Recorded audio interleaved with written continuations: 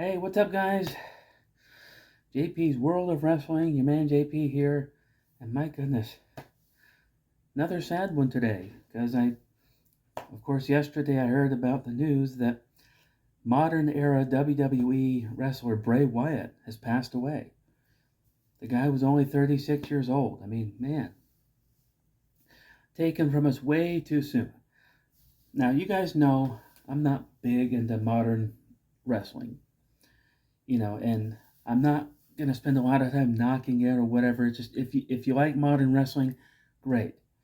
But I'm more into the old school style. I think that's why I love independent wrestling so much, because it still has that old feel vibe. But Bray Wyatt, man, he was different.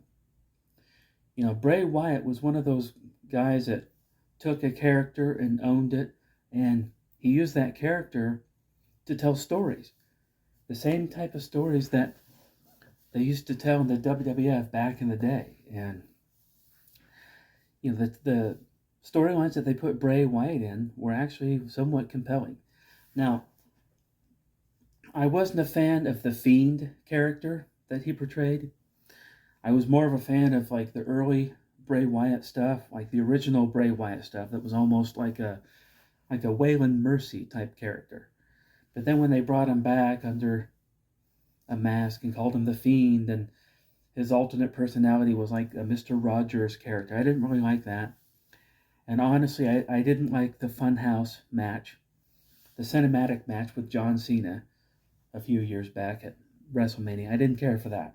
But nevertheless, Bray Wyatt was a very talented young individual. He was the son of Mike Rotundo, also known as Urban R. Shyster. And actually, his younger brother was in the WWE, known as Bo Dallas. An interesting thing about him is that back in 2015, my first wife and I were vacationing in Florida, and on our first day there, we went out to eat to this really fancy barbecue place, and Bo Dallas was there. And I saw him, and I recognized him, and I still kick myself because I didn't get his attention. I didn't take my wife over there to get pictures with him or autographs or whatever, because it looked like he was out with his family eating dinner, so I didn't want to bother him. I kind of kicked myself because that was a unique opportunity that her and I could have, I don't know, we could have shared together. And she kind of resented me, not in a real bad way, but always kind of resented the fact that we didn't seize the opportunity to maybe get our picture taken with Bo Dallas, one of our favorite WWE superstars at the time. But that was Bray's brother. But his real name was Wyndham Rotundo. Wyndham, named after the Barry Windham.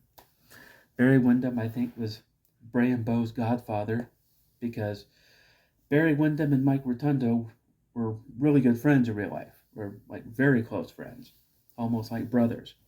And they were a tag team in the WWF in the mid 80s called the U.S. Express.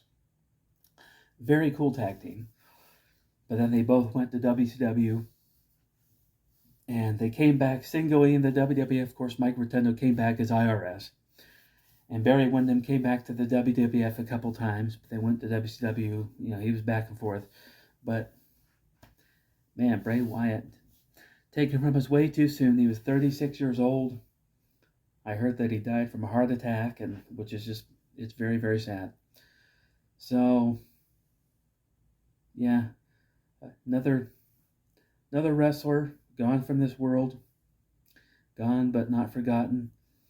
I'm probably going to go back into the Peacock archives and try to watch some older Bray Wyatt stuff from his early singles career in WWE.